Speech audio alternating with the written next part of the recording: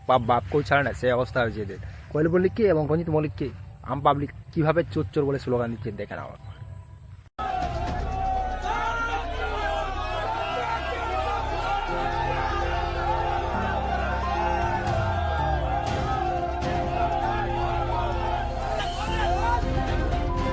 কোয়েল মল্লিককে দেখে চোর চোর স্লোগান দিয়ে জনগণরা তারাকে তাড়িয়ে দিল। সাথে ছিল রঞ্জিত মল্লিক এবং তার স্ত্রী। দেখুন,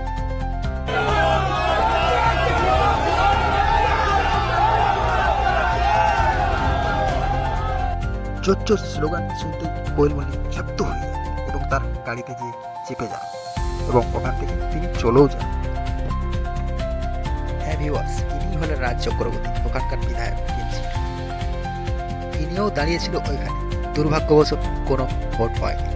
মুখ লুকিয়ে পালানো ছাড়া তাদের কোনো উপায় নেই।